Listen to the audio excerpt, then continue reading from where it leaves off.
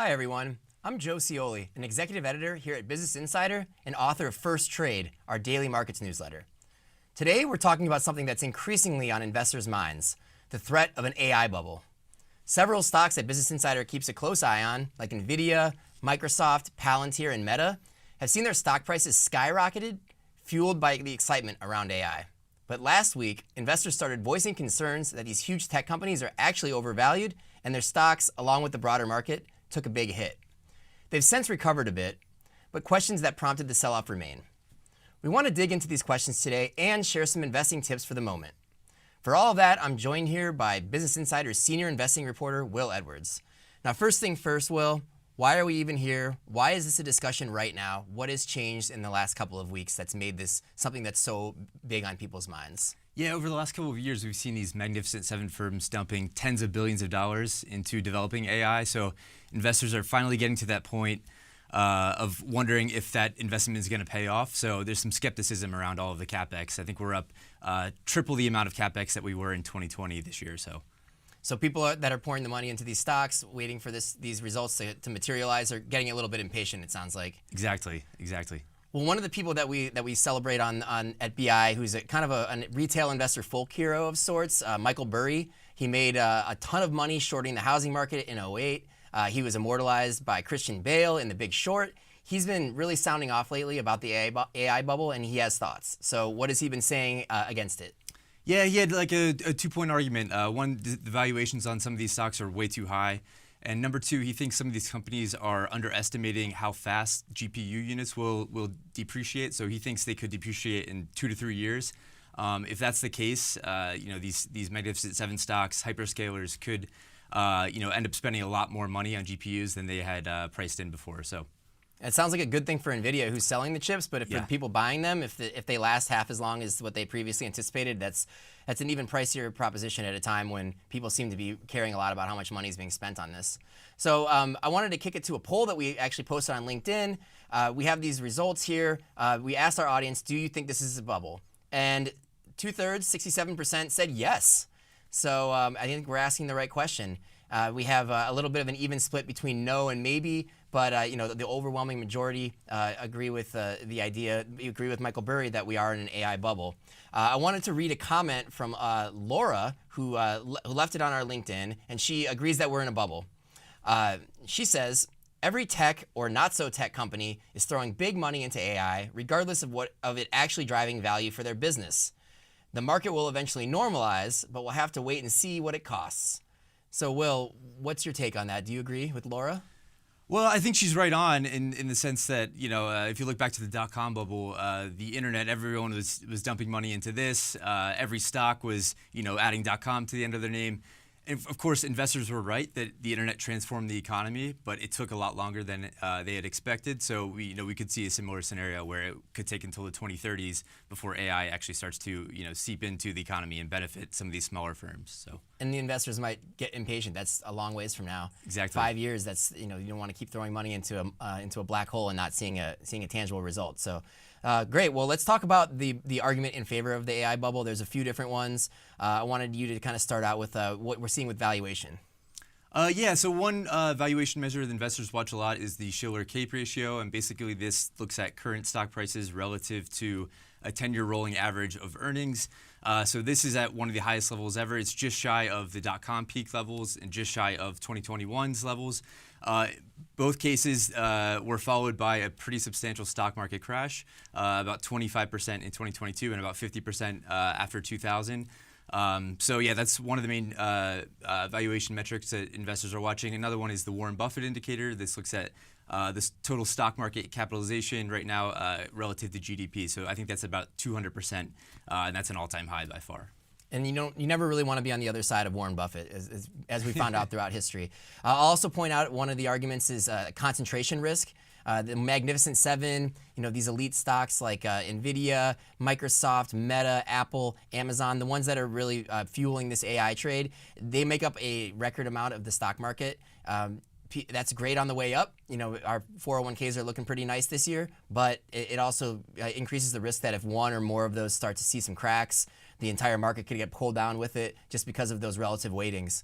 I want to bring it to the dot-com bubble. You mentioned it earlier, but what's the comparison that we're seeing here? Like, how is today like an AI, like the dot-com bubble? Sure, yeah. Basically, we're seeing every AI company surging. We're seeing companies in their earnings calls mention AI just to sort of try to get a boost.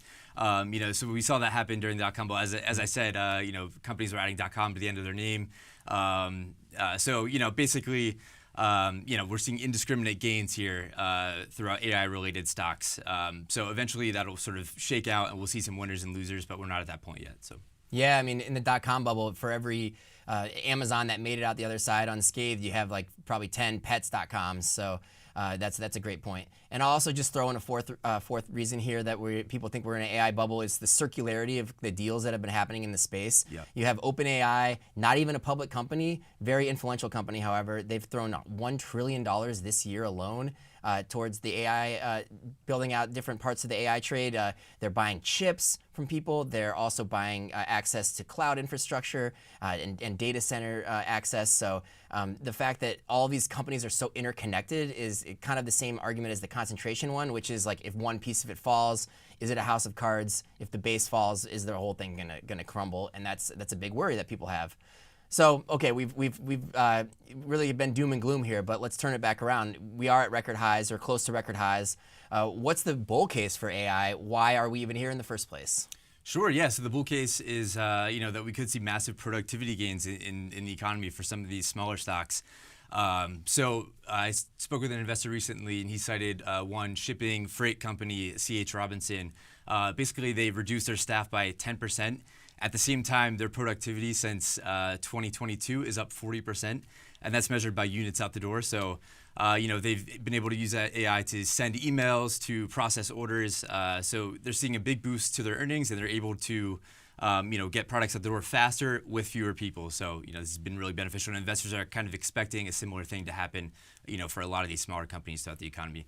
But again, remains to be seen. Yeah, and I'll just note that's not a tech company.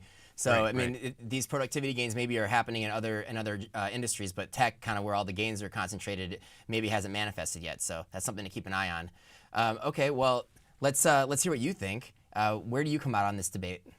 Yeah, you could really make a great argument, I think, for both sides. If you had to ask me right now, I would say I'm a bull on AI. I don't think we're quite in a bubble yet. A couple of reasons for this. If you look back to 1995 to 2000, the NASDAQ actually surged like 500%. In 1999 alone, it was up 85%. We're not seeing quite that extreme exuberance yet in tech stocks that we did then. Another reason behind why I'm behind why I'm bullish on AI is a UBS chart I saw recently. So it compared tech sector valuations to S&P 500 valuations. In the dot-com bubble, this reached something like 260%. Right now, it's at like 140%. So we're not even close to levels we saw back in 1999, and it's actually very close to the average that we've seen going back 30 years. So I don't think we're quite extended as we were then. So. Got it. Well, I have to say I'm drinking the bear Kool-Aid a little bit. I'm on the other side. Okay. I'm a pretty bearish on the AI bubble as we see it right now. The reason why is just I think that we are currently priced for absolute perfection. The earnings that will be unlocked by these productivity gains, I'm not doubting that's going to happen, but I do have doubts that it's going to be maxed out to the level that we're seeing in stocks right now. I believe we're a little out over our skis. These valuations are a little stretched. I know you said they're not quite as bad as the dot-com bubble, but it seems like we're pretty much on a straight ascent upwards. So I think the truth is probably somewhere in the middle. I think that there's no question this is a transformational technology. AI will rule business going forward, but does that mean stocks should be as high as they are right now, or that we're going to achieve that earnings growth? I'm pretty skeptical there. So I wanted to read a comment from one of our readers, Billy from Seattle. He sums up why it's hard to come down on one side of this. He kind of sees it both ways, as you mentioned. So I'm going to read what Billy said. He says, yes, we're in a bubble. Money is flying around like we've never seen before. Companies with little to zero revenue are valued higher than actual long-standing profitable businesses. And also, the underlying tech is real and transformative. AI is already creating real value by automating coding, advancing drug discovery, patient care, robotics. Productivity tools are genuinely helping and saving actual time. So both are proving to be true. So thank you, Billy, for doing our job for us and summing up both sides much more succinctly than we did. We really appreciate it. And so I wanted to now turn it to the investing front. You interview investors all day. You are always on the phone. So what are some of the investing tips you've been getting? Let's start with one prompt, which would be, we get a rate cut in December. The economy starts accelerating in 2026. Where should someone put their money? Sure, I've heard several investors cite small and mid-cap stocks as one of their favorite areas of the market. Valuations there are pretty low, and they do benefit from rate cuts. They're a lot more sensitive to rates than larger companies. So, if the economy does recover, then those should benefit. Great, and I also wanted to share some specific recommendations from Bank of America. We've got a few ETF recommendations here. They are saying to look at home builders, real estate, and retail, which are generally areas that are correlated with the economy expanding and an economic boom that would be catalyzed by a rate cut. So, okay, let's go back to AI. So, say you want to ride the AI wave. You're in your camp. You're a bull. What do you do with your money if you want to keep riding this higher?